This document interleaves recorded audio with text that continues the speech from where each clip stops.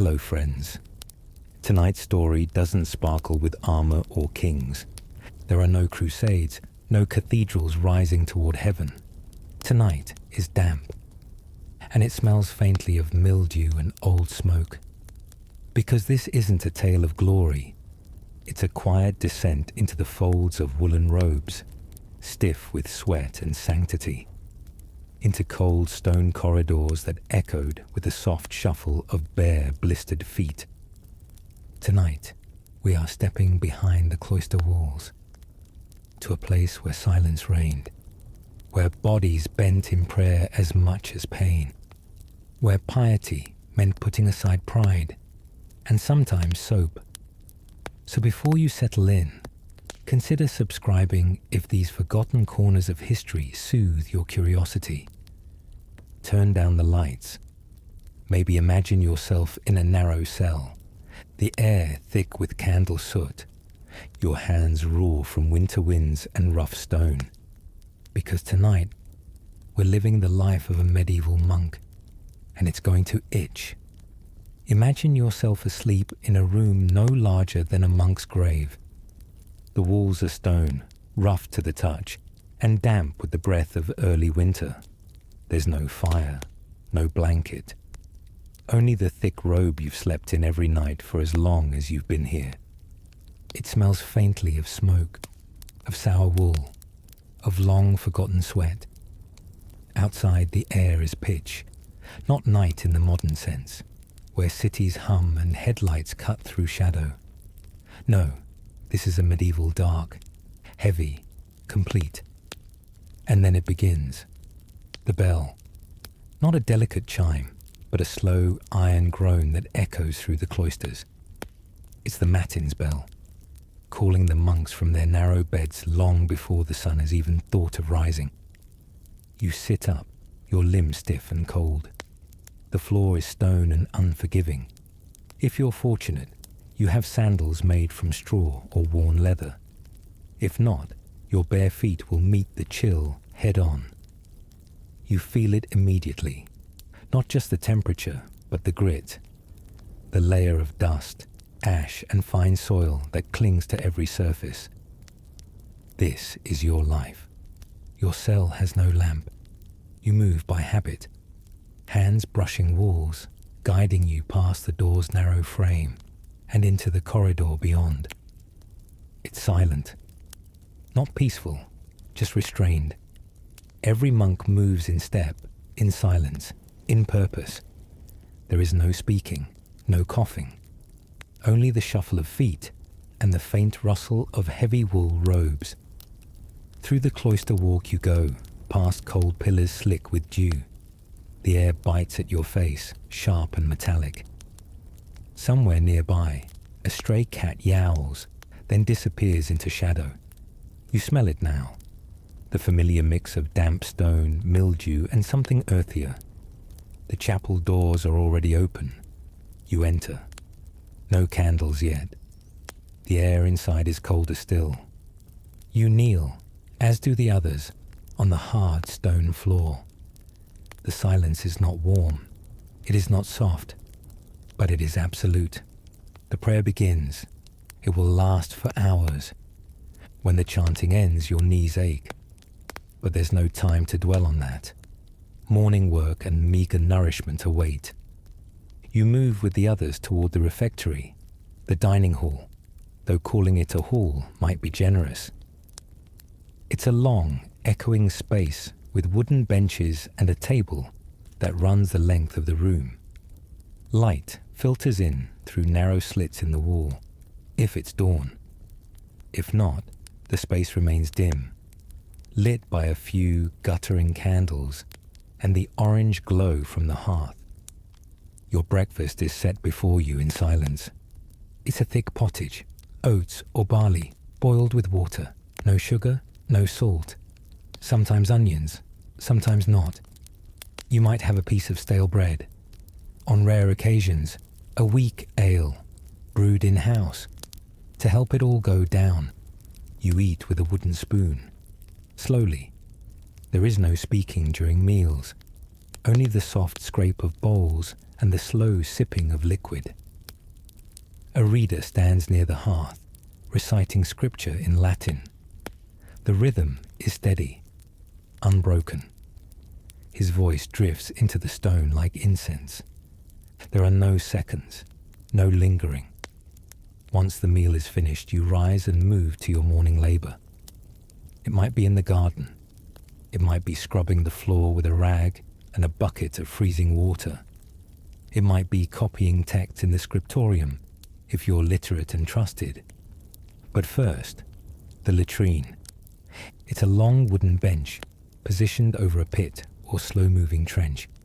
The seat has several holes, not unlike an outdoor toilet, but shared, exposed, and odor-rich. There are no stalls, no privacy. You go in silence, side by side with your brothers.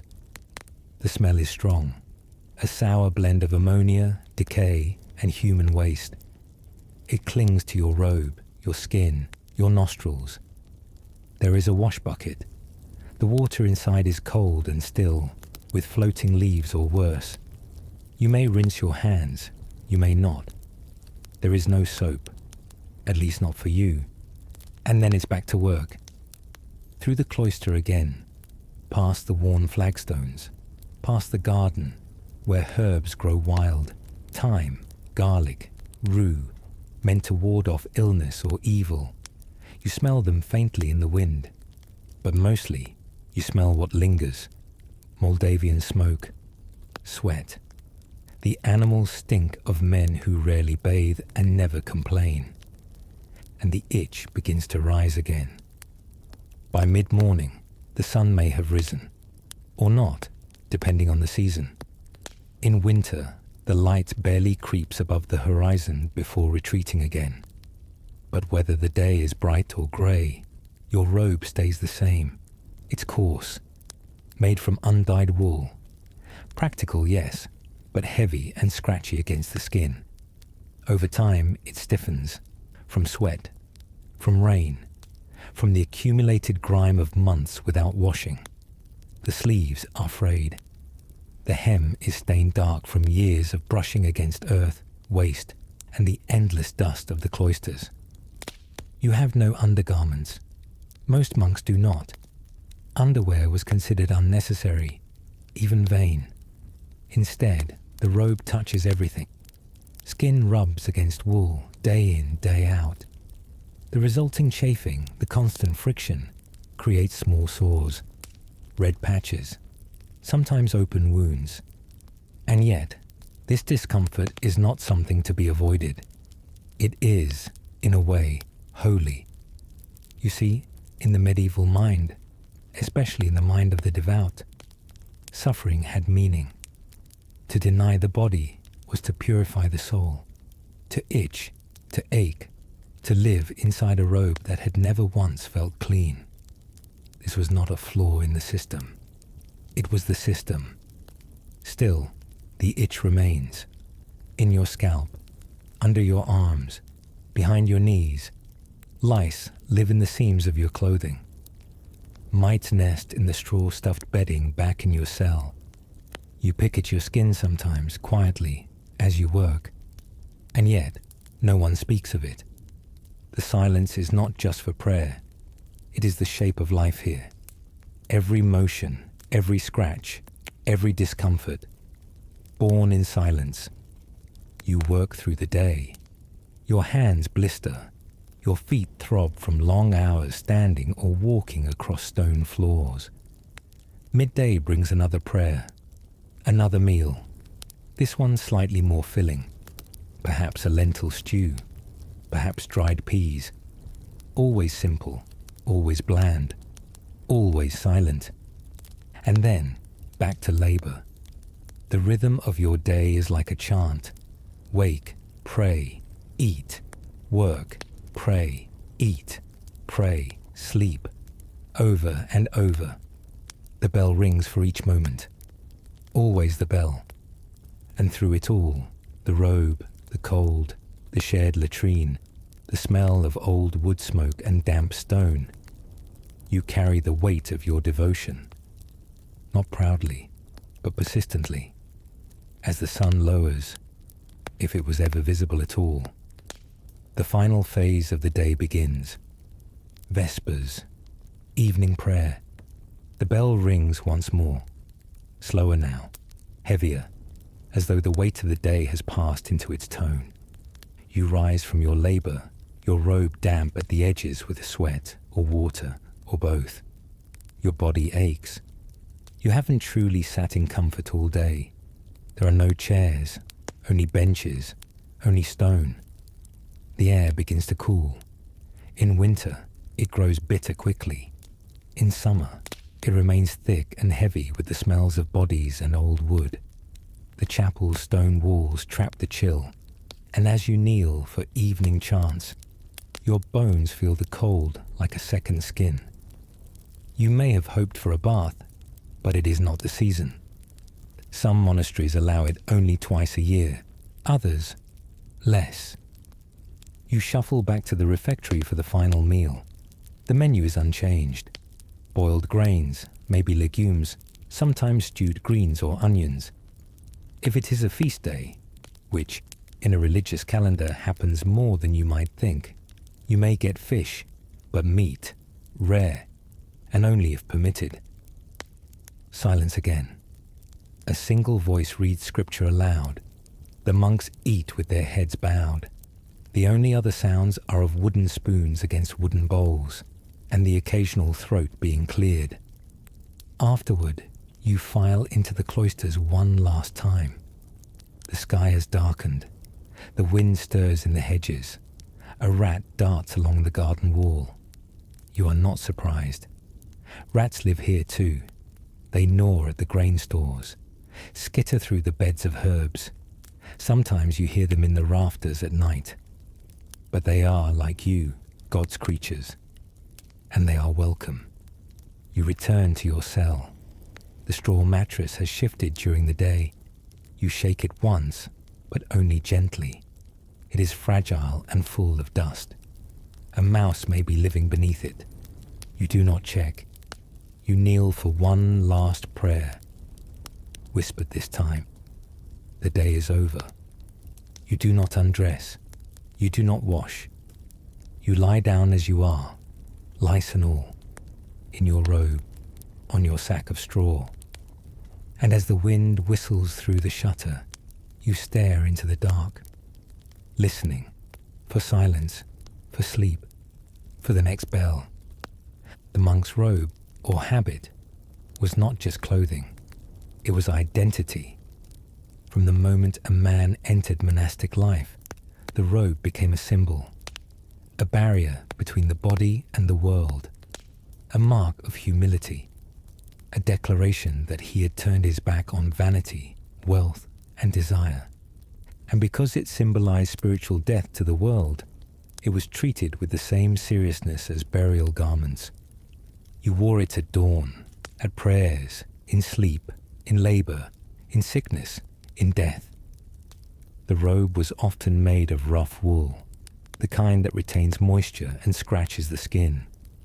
It was undyed, brown or grey or black depending on the order, and it was heavy, even in summer. The sleeves were long. The hem dragged near the ground, and it was rarely washed.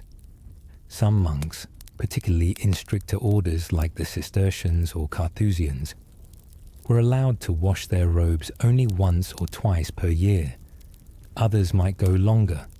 The fabric absorbed sweat, smoke, food, dirt, and bodily oils until it stiffened and darkened with use. Over time, it became nearly unrecognizable, a patchwork of stains, repairs, and filth. But this decay, it was sacred. Cleanliness, in the medieval monastic view, was not a virtue. It was a danger. To clean oneself too often was to risk pride. To change robes frequently was to flirt with vanity. And to smell pleasant, that was not only unlikely, it was suspicious. Instead, the holy man was expected to live with discomfort, to endure, to let his robe become a record of suffering, a map of his renunciation of the flesh. even as it rotted on his back. To modern minds, a bath is a sign of health. Clean clothing is a baseline expectation. But in the medieval monastery, these notions were inverted. Washing the body, or the robe, was not routine. It was controversial. Because in a world where external appearance might invite admiration or self-regard, even the act of cleaning oneself could be seen as a slippery slope to vanity. Some monks feared that bathing too often would soften the body, and worse, soften the soul. The body was to be tamed, not indulged, and cleanliness, while not condemned outright, was treated with suspicion. A freshly laundered robe might invite pride. A smooth, perfumed body might incite desire in oneself or others. So the simplest solution: avoid the temptation altogether by not washing, by never changing your robe unless absolutely required. This was especially true for those following the rule of St. Benedict, the foundation for many Western monastic practices. While not explicitly banning cleanliness, the rule emphasized humility, austerity, and the avoidance of luxury. Over time, these values were interpreted with increasing rigidity. The robe, once a symbol, became a test of patience, of resistance, of how long one could endure the crawling of lice in the seams, the weight of sweat-salted wool, and the constant low-level discomfort of being wrapped in a blanket of one's own filth. Even when bathing was permitted, perhaps on Easter or Christmas, or in the event of severe illness, it was often conducted with reluctance. A monk might be ordered to bathe by his abbot, not invited to. He might be permitted to scrub only certain parts, the hands perhaps, or the feet, leaving the rest untouched. And even then, the robe would remain unchanged. For to remove it entirely, to discard it for something new, might suggest an unhealthy concern with outward things. And so, the monk remained wrapped in the same garment, day after day, season after season, until the wool bore not only the marks of his body, but the very shape of his soul. When a monk first entered the monastery, he did not immediately receive the habit. He began as a novice, a kind of spiritual apprentice, dressed in simpler, less formal clothing, often plain linen or a basic tunic. Only after a period of proving himself, sometimes a year or more, would he be granted the robe. It was a moment of profound symbolism. During the ceremony, the novice would kneel. The abbot or prior would bless the habit and clothe him in it, speaking words that echoed burial rites. For in the eyes of the church, the man was dying to the world, becoming reborn in humility and service. The robe was not simply a garment, it was a shroud, and like a shroud, it was meant to remain. For many monks, the robe they received at profession would stay with them for years. If it tore, they mended it. If it grew too stiff to fold, they wore it still. If it became too threadbare to protect against the cold, a second robe might be layered beneath, but only if absolutely necessary. In some communities, robes were passed down. An older monk's habit, stained with decades of devotion and bodily decay, might be handed to a younger brother. Not as a burden, but as a blessing. Imagine it, pulling on a robe still faintly shaped by another man's shoulders. Its seams stretched in places where he had tugged at them in thought or pain. Its hem worn where his sandals had brushed day after day. His scent, not a pleasant one, still present, a mixture of old sweat and candle smoke and something earthier. The robe carried history, not the kind found in books, but the kind soaked into fibers, felt in creases, smelled in the folds. And when the end came, when a monk passed away, he was often buried in that same robe, washed perhaps out of ritual, or not, if the community lacked water, time, or inclination. The habit returned to the earth along with the man, softening, rotting, rejoining the soil from which the wool had come. And in this quiet cyclical way, the robe lived on, first as protection, then as burden, then as offering. The monk's robe may have symbolized death to the world, but in one very literal way, it teemed with life. Tiny, unwelcome life. Lice were a constant companion in the monastery. Body lice thrived in the warm folds of woolen robes, feeding on the skin and laying eggs in the seams. Head lice burrowed into the scalp, especially around the tonsured crown, where the ring of hair was rarely washed and often hidden beneath a hood. Mites made their homes in the straw mattresses. Fleas came in with rats and dogs and often stayed. Bed bugs were less common than today, but not unknown. And still more unseen creatures lived in the layers of fabric and skin, creating an invisible ecosystem worn on the body. There were no delousing treatments, no shampoos, no regular laundry routines. Instead, monks endured. Some scratched quietly during prayer. Others simply ignored the itch, regarding it as one more reminder of their humility. In some communities, monks were instructed never to mention bodily discomfort aloud. Complaining about lice might be considered a sign of pride, or worse, a temptation to seek comfort. And so, the itching continued. Day after day, month after month, season after season. Occasionally, a monk might be permitted to shake out his robe in the cloister walk, holding it by the shoulders and giving it a brisk flap. But even this was rare. More often, the lice simply remained and multiplied.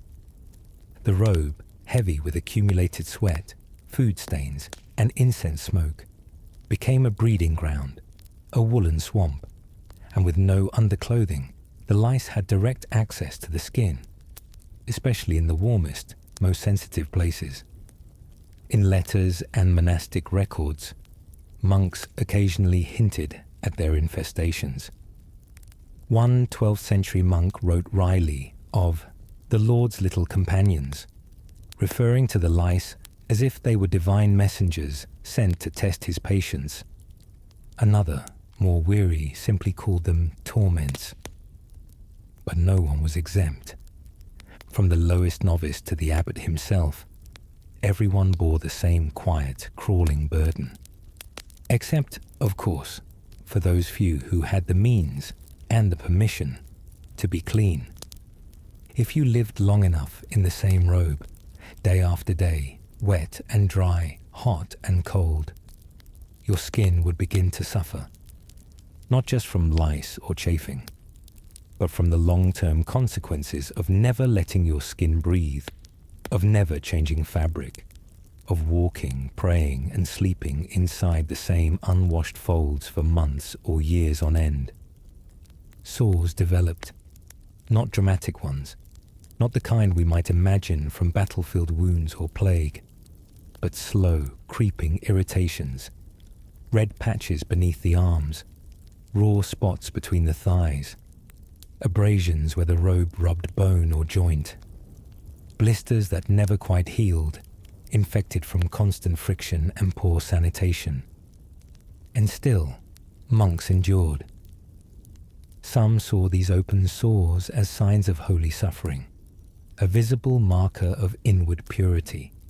Just as Christ had suffered wounds, so too could a monk offer his discomfort as a form of spiritual imitation. There are even records of monastic orders praising members who bore particularly severe afflictions with calm patience. Pus and blood were not horrors to be hidden, but symbols of the body's surrender to the divine. In extreme cases, monks with severe wounds were cared for in the infirmary, a quiet, separate area of the monastery, with more comfortable beds and perhaps a bath. but many resisted such transfers. To be sent to the infirmary was, in some minds, to admit weakness. Better, they believed, to limp silently, to bleed discreetly, to allow the robe to darken and stiffen with the fluids of sacrifice. This wasn't universal, of course. Some abbots were more pragmatic. They encouraged cleanliness when illness threatened the community. They insisted on rudimentary medical care for the worst cases. But always, the emphasis was on endurance. A monk's pain was never his alone. It was a prayer, a discipline, a trial, and the robe, clinging to his sores, becoming part of the wound, was both the source and the symbol of that trial. Over time, the filth embedded in a monk's robe took on a strange and paradoxical character. It became sacred, not just tolerated or accepted, but revered. This holy dirt, as it was sometimes described in later writings, represented a visible expression of invisible piety, a kind of spiritual compost cultivated through prayer, labor, and long, silent suffering. The robe was no longer merely a barrier against vanity. It had become a kind of relic in its own right, a container of devotion. When saints were canonized, their clothing was sometimes preserved, not washed and displayed like a museum piece, but kept as it was, stained, threadbare, pungent with the smell of sacrifice. Hairs from the head of a devout monk, lice and all, might be treated as sacred artifacts. Pieces of robes were snipped and distributed as relics, believed to hold miraculous power. Because holiness, in the medieval mind, was not clean. It was dirty, worn, torn, and unmistakably human. This notion extended beyond robes too. The very dust of a saint's cell was considered holy. The grease from his pillow, the soot from the candle he read by. The robe was simply the most intimate, most visible, and most constant expression of that reality. For the average monk, this understanding added another layer of meaning to his daily discomfort. The lice, holy, the sores, a spiritual crown, the smell, the scent of humility. And so, even when the opportunity arose to wash, even when a festival allowed for clean garments or a ceremonial bath, many monks declined, or did so half-heartedly, with guilt. Some dried their robes in the sun, but did not scrub them. Others rinsed them in cold water only, avoiding soap or perfume. Still, others wore the same garment through multiple seasons, multiple illnesses, even death. The filth was not merely a side effect, it was the point. Though rare, moments came when washing a robe, or replacing it, became necessary. Perhaps the stench had grown unbearable. Perhaps a monk had fallen ill, and his sores began to ooze through the cloth. Or perhaps the robe itself began to rot, literally falling apart at the seams, shedding threads, or becoming so stiff with age and grime that it could no longer be folded. But even then, the act of replacing it wasn't simple. There were prayers, rituals, permissions. The abbot might need to grant approval. The old robe, in many cases, would be buried, burned, or repurposed for humble tasks, cut into cleaning rags, or used to wrap the bones of deceased brothers in the ossuary. Nothing was wasted. Even the rags carried a trace of sanctity. For the monk receiving the new robe, there was no celebration, no sense of freshness or relief. The garment was not a reward, but a new burden, a fresh shroud to carry. And for some, it was a source of deep unease.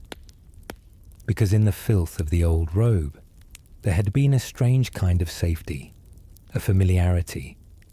The way it hung from the shoulders, the way it draped during prayer, the way it absorbed the smell of smoke from the chapel candles.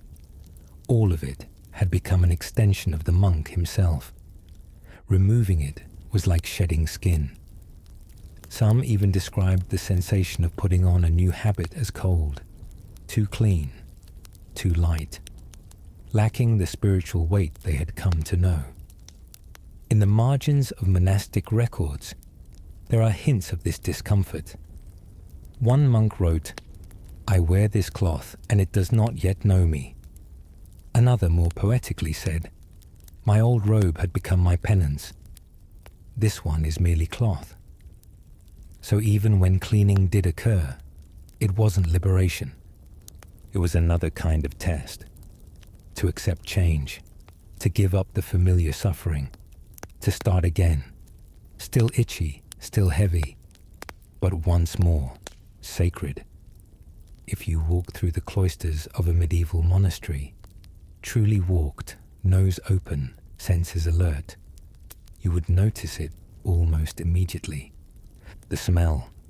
It was not a single odor, but a blend, layered, dense. There was the sourness of sweat, old and new, soaked into wool, the musty tang of mildew from stone walls that never fully dried, the smoky residue of incense and hearth fires clinging to every fibre, the sharp, almost metallic scent of unwashed bodies, and beneath it all, faint but inescapable, the scent of rot, not of death exactly, but of long decayed food, damp straw and wool that had held too much for too long. This was not considered unpleasant by all.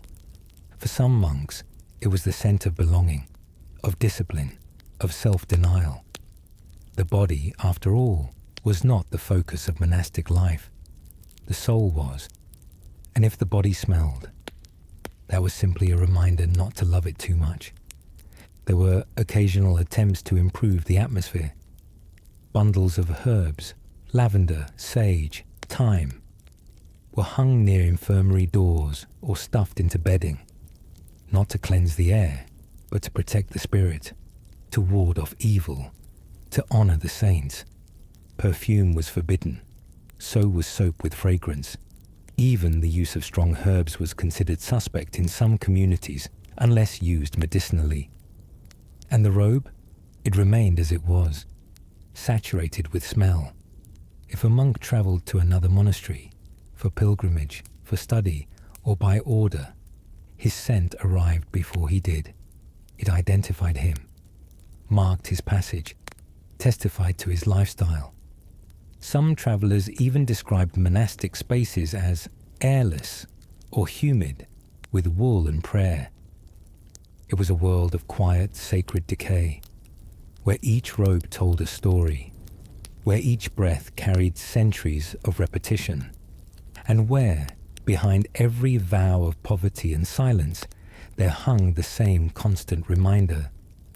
Holiness is not clean. It clings, it stinks, it leaves a trace. When a monk died, the fate of his robe was rarely glamorous. It might be buried with him, a final act of modesty. Or more often, it was reclaimed by the community. The robe, after all, was still useful, still full of memory, still considered an extension of the discipline it had absorbed. If not fit for wearing, it could be stripped for parts, the sleeves reused as wraps for injured limbs, the hood converted into a bag for herbs, the hem used as a wick for a long-burning candle. In some monasteries, there were specific closets or chests set aside for such robes, labelled not by owner but by function. For wrapping bones, for binding books, for cleaning the altar. The robe never lost its place. Even as a rag, it remained part of the spiritual machinery, the invisible engine of daily devotion. And for the monks who inherited these scraps, there was comfort in that continuity. They knew that every thread had once carried a burden, that every stain told a silent story, that every frayed edge had once brushed the stone floor of a chapel in the dark before dawn. Some monks collected such rags privately, hidden beneath their bedding or tucked into a pouch, not as relics in the modern sense, but as reminders, tokens of those who had come before, tangible links to a lineage of men who had chosen suffering, silence, and simplicity. And in this way, the robe never truly vanished. It frayed, it softened, it fell apart, but it was never meaningless, because in a world where nothing was wasted, not sweat, not pain, not even pus, the robe remained, not just a garment, but a scripture, written in wool and dirt. Step softly now. You are entering the monk's most personal space. Not a room, not in the way we understand rooms, but a cell. The word was chosen carefully. Small, barren, confined, like a prison, but willingly entered. The cell was a monk's refuge from the world, his retreat, his place for sleep, prayer, and self-examination. Yet it was not cozy, not comfortable, and certainly not clean. Picture a narrow space, just wide enough for a cot, a stool, and perhaps a writing board. The walls are stone, rough-hewn and often cold to the touch. In winter, condensation collects in the corners. In spring, green moss may creep along the base. There is no heating, no insulation, no glass in the window. Just a wooden shutter that bangs in the wind. A single candle provides light, though it is used sparingly. Wax is precious. Most of the time, the cell remains dim. Shadows live in every corner. The air smells of wool, of body odor, of extinguished flames and old straw. The scent of the day, smoke from the chapel, boiled vegetables from the kitchen, mildew from the cloister walls, follows the monk home, and it never leaves. Each monk has his own cell, but they are nearly identical. Uniformity is part of the discipline. Nothing to distinguish one from another. Nothing to foster pride. No decoration, no mirrors, no distractions. Even the bed is austere. A low wooden frame, or sometimes just a raised platform of stone. On it, a thin sack of straw. Not feathers, not hay, straw. The kind used to line animal stalls. And it is rarely changed. Monks might sleep in the same bedding for months, years even. Only when the straw began to collapse under its own dust, or the smell grew too sour to ignore, would it be replaced. But even then, with reluctance, because suffering, even in sleep, was seen as part of the path. You may be alone in your cell, but you are not alone in your discomfort. Let's look more closely at the bed itself. Simple, humble, and home to many. The mattress, if you can call it that, is a sack filled with straw, not tightly packed, just enough to create a vague cushion between your body and the wooden slats beneath. Over time, the straw breaks down. It flattens, becomes dusty, begins to poke through the fabric. Tiny stems crackle under your weight, releasing a faint, dry smell that mingles with the dampness in the walls. And that's just the beginning. Because this straw bed isn't yours alone.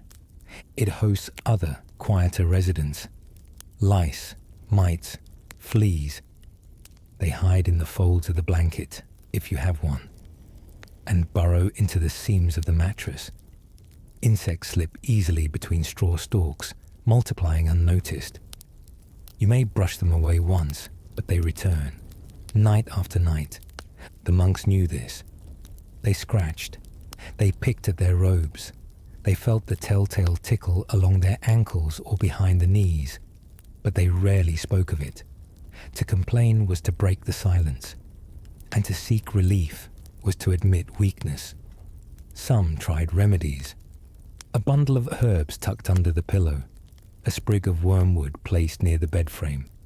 Others sprinkled ashes or dust, hoping to drive the insects away. But nothing worked for long, And so, most monks simply endured. When the straw was changed, perhaps once or twice a year, it was a task performed silently. The old bedding was pulled out and burned, the smell of scorched pests rising faintly in the cold morning air. Fresh straw was stuffed into the same cloth sack, itself never washed, just shaken and patched. No linens, no feather pillows. Just straw, dust, and the quiet company of things that crawled. Some monks grew used to it, others never did, but all shared it, the constant low-level irritation that greeted them at the end of each day. And still, they lay down without complaint, for sleep, like food, like comfort, was not a right. It was a temptation to be resisted, a gift to be earned, and often a misery to be endured. Night inside the monastery was not peaceful in the way we might imagine it, not soothing or soft, but oppressive in its quiet. The day's structure so rigorously kept, with bells marking each prayer and task, dissolved into the long, unmarked stretch of darkness between Compline and the next Matins bell before dawn. Yet this silence was not empty. It was filled with the small, unnoticed sounds of discomfort. The subtle rustle of robes as monks turned in their beds. The sharp intake of breath as one shifted away from a splinter or rock beneath the straw. The rhythmic, near-constant scratching. Scalp, shoulder, leg, again and again, as lice and fleas found their way to warmer skin. The scratching, while faint, was everywhere, but no one spoke of it. The rule of silence did not end with the day. In fact, it deepened at night. To cough, to speak, even to groan. These were considered breaches. Monks trained themselves to endure discomfort without a sound, and so they scratched quietly. They picked at their robes in the dark, slipped a hand under the hem to rub a rash or a sore spot. Occasionally, someone would rise and pace the cell, shifting their body or stretching aching limbs. But even this was done slowly, almost reverently.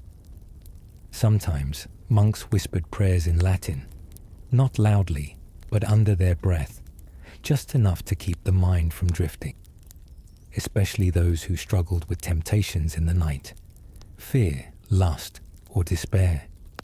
These prayers were their defense, not just against sin, but against the body's constant need. And yet, despite all this discipline, the misery was real. The lice didn't care about holiness.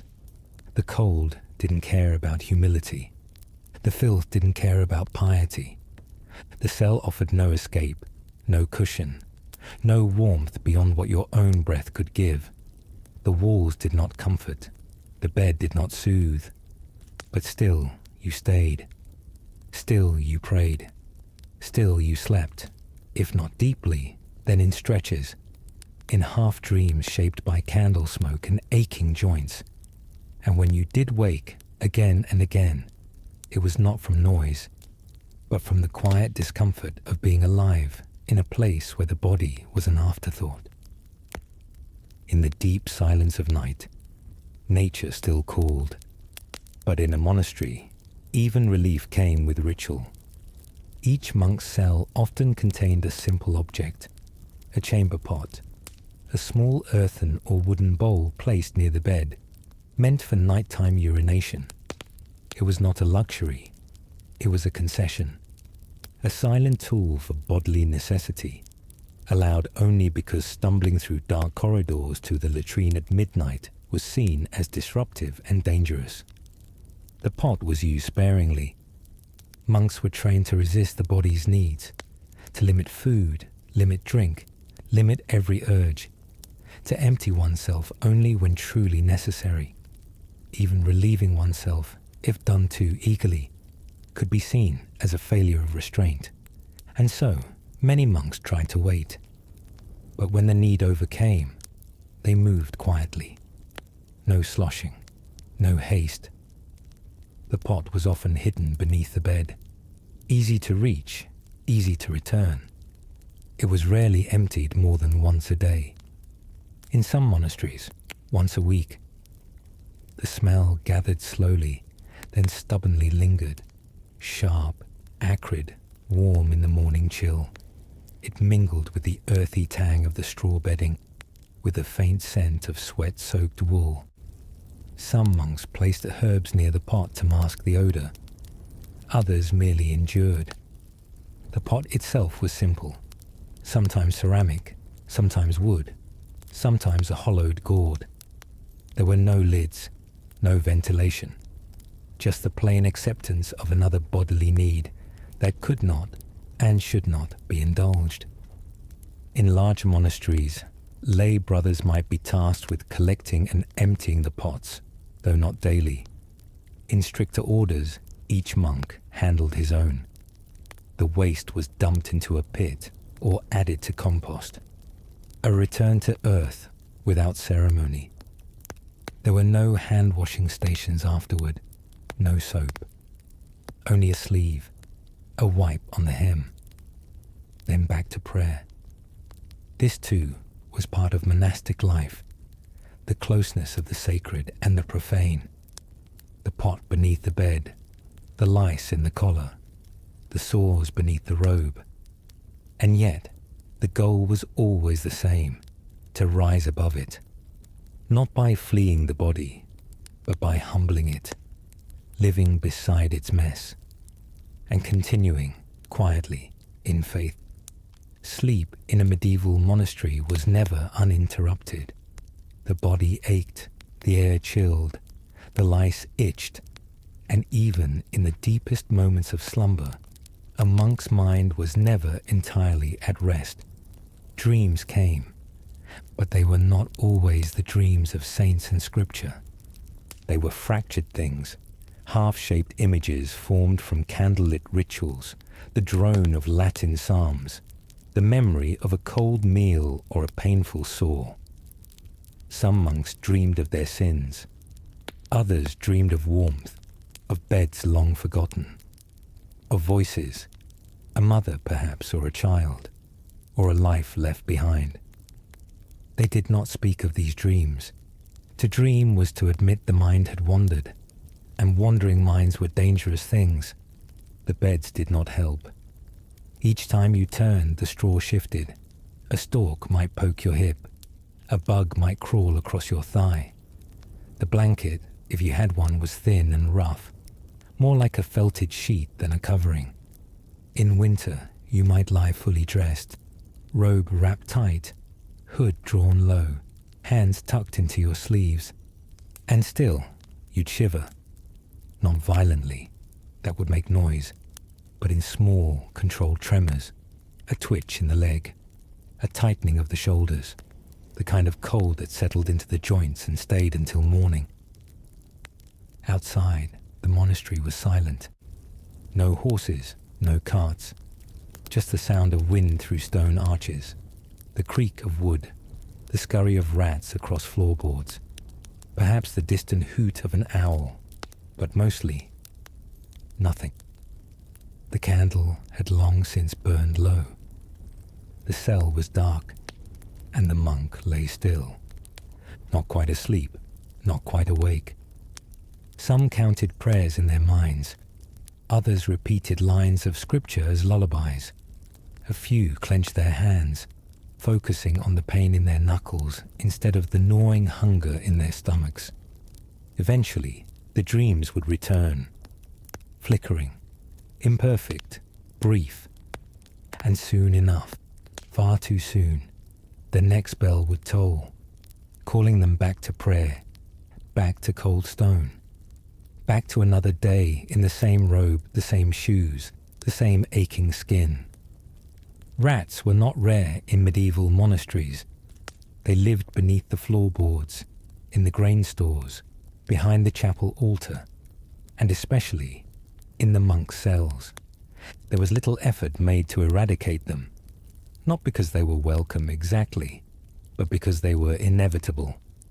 And in many monastic communities, they were seen as part of God's creation. Troubling, yes. Unhygienic, certainly.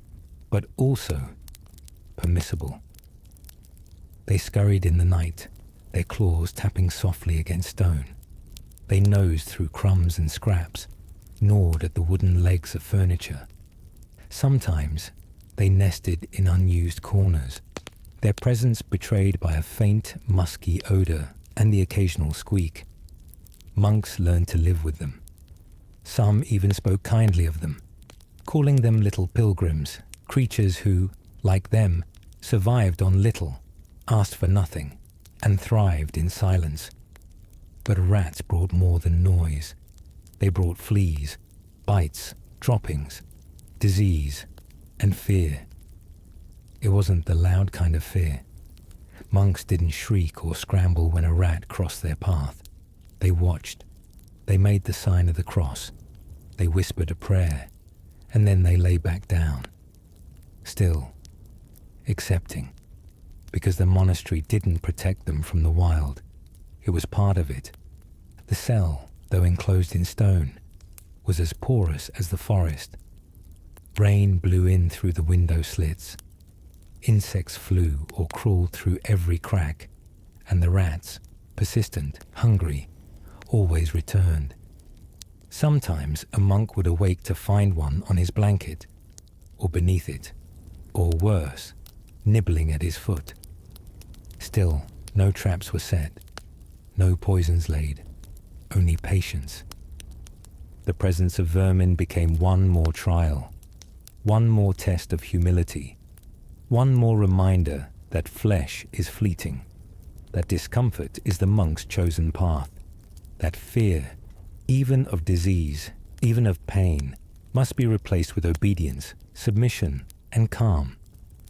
And in this way, the rat became almost symbolic, living proof that even in the quietest, holiest places, the world would not be denied.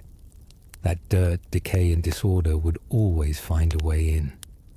And that sanctity was measured not by how well you shut it out, but by how calmly you let it stay. Bathing was not entirely forbidden in monastic life, but it was rare, and when it did occur, it was almost always ritualized, bound to a feast day, a change of seasons, or an act of mercy bestowed by the abbot. The notion of washing for comfort, for pleasure, was considered worldly. But washing for humility, for healing, that was sometimes allowed. Imagine it. After months, maybe a year, you are told to prepare for a bath. Not a tub, not a private chamber, but a wooden basin, half filled with water drawn from a stream or well. Sometimes warmed by fire, sometimes not. Placed in a corner of the infirmary or in a covered cloister alcove, a space that smells faintly of wet stone and crushed thyme. You are told to remove your robe. Slowly, you pull it over your head. The wool resists. It clings. It folds in on itself, stiff at the seams. Your skin is pale where it hasn't seen light, red where it has been rubbed raw. Thin scratches from straw or insects line your arms and legs like faint ink strokes. You step into the water. At first, it shocks you. Cold or tepid. It doesn't matter. It's unfamiliar. The water clings to your skin differently than the air. It carries weight. It touches places the robe never could. And for a moment, just a moment, it feels like grace. Not loud, not euphoric, but quiet. Software, strange. You sit. You let the water soak in. You do not scrub. There is no soap. Only a rough cloth and a brief window in which to rinse your limbs. Hair is washed only if instructed. Most simply wet it and move on. A fellow monk may help you with care and reverence. No shame, no haste. Just the slow, methodical act of removing layers of grime, as if unveiling something beneath. Not a body, but a soul. When it's done, you rise. There are no towels. You air dry in the cloister breeze, the cold biting again before your robe, still unwashed, is pulled back over your shoulders. The clean skin beneath it protests, but only for a moment. Then the warmth of the wool returns, the scratch, the weight, the familiar discomfort, and the life you chose continues. The final cruelty of the monk's night was its brevity. Sleep, such as it was, came late, uncomfortable, itching, cold, and always fragile. Because not long after the body had settled, not long after dreams had curled beneath the blanket of straw and silence, the bell would toll again. Matins, the first prayer of the day. Still deep in darkness, still long before dawn, the monastery awoke, not with groans or yawns, but with movement, software swift, synchronized. The rhythm of the bell ruled everything. It did not ask, it declared, and every cell, every bed, every monk obeyed. You rise slowly. Your limbs ache from sleeping on stone. Your joints resist. The straw shifts beneath you like dry leaves. You scratch your scalp once, habitually, and reach for your sandals, if they haven't frozen in the night. The chamber pot beneath your bed may still be full. You ignore it for now. You step into the corridor. Cold air grips you immediately. The kind of cold that doesn't just sting, it sinks, through wool, through skin, into bone. You walk in silence with the others, past closed doors, past sleeping rats, past the flicker of a single candle that someone has just lit near the chapel entrance. And all the while, the robe hangs from your shoulders, heavy with night moisture, heavy with smell, heavy with memory. As you enter the chapel, you kneel once again on cold stone. The familiar ache returns. You clasp your hands and begin to chant, not for comfort, not for rest, but for renewal. The cycle, once again, begins, because in this life, in this sacred discomfort, there is no escape from the body, only the promise of something beyond it. Monasteries were built on principles of equality. Each man, regardless of background, was supposed to live the same life, the same robe, the same food, the same prayer schedule, the same stone cell. But in practice, even among the humble, divisions remained. The abbot, the spiritual father of the community, often lived slightly apart. His room might be larger, his food slightly richer. And in matters of hygiene, there too, a gap quietly widened. Where the average monk might bathe twice a year, the abbot might bathe monthly, or more. He had access to things others did not. A small private basin, heated water, perhaps even a servant, another monk assigned to fetch, pour, and clean. This was not framed as indulgence. It was a necessity. The abbot met visitors, maintained correspondence, oversaw health. He had to remain fit, clean enough, presentable.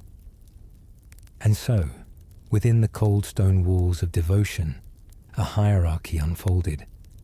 Not loudly, not proudly, but clearly. One robe may be coarser than another. One cell may be warmer. And one monk, the abbot, may emerge from his quarters a little fresher than the rest. Some monasteries, particularly the larger or wealthier ones, included a small bathhouse. It was not luxurious by modern standards. A single chamber, sometimes with stone benches around a deep basin. The water might be heated in large cauldrons, carried by hand, poured carefully. The walls were often bare. The air, thick with steam and smoke from the nearby hearth. A single window allowed in pale light. Enough to see, not enough to reflect. But even this simple room was a place of privilege. not every monk entered. In some communities, only senior monks or guests of high standing were allowed to use it regularly. The bathhouse became a space of quiet hierarchy, where higher status translated into cleaner skin, fewer lice, and perhaps an easier rest at night. Lower monks might be summoned to assist, hauling water, scrubbing the stone, tending the fire, but rarely, if ever, did they bathe themselves. The bathhouse, for them, was like the altar, something they served, not something they shared. There were exceptions. Some abbots allowed access to the infirm, the aged, or the penitent. Others declared full community baths on feast days, a rare moment of shared warmth. But even then, the order of entry mattered. The abbot went first, the sub-prior second, the youngest monks last, often in cooled, reused water. Cleanliness was not for all, it was rationed, and it revealed, in the gentlest possible terms, that not all robes were equal. There was no perfume in a monastery, no scented soaps, no powders. But the abbot, for all his vows of humility, often smelled different. Not fragrant, but less sour, less mildewed. He changed robes more often, not daily, that would be unthinkable, but perhaps once a month rather than once a year. His garments might be better maintained, patched more neatly, brushed with care. Some abbots even had dedicated servants for this task. Younger monks assigned to launder the garments of their superiors with spring water and, when available, ashes or lye soap. These robes, while still coarse and heavy, held their shape longer, absorbed fewer stains, bore fewer fleas. To walk near the abbot in the cloister was to feel a difference, a softer presence, a cleaner wake. It was not spoken aloud, but it was noticed. Other monks, especially the young, would lower their heads when he passed, not just out of reverence, but because they sensed the distinction, not just in his posture, but in his scent, his skin, his absence of visible sores. It was not prideful, it was not flamboyant, but it was real. And in a world where every other man stank of the same blend of sour wool and skin, the abbot's relative cleanliness was like a quiet halo, unwashed by divine light, but maintained by human hands. In the end, cleanliness in the monastery wasn't a rule. It was a reward, a soft privilege granted to the few who had risen through age, wisdom, or office. For the rest, it remained a distant echo, something remembered from life before the robe, or imagined faintly in the rustle of the abbot's sleeves as he passed.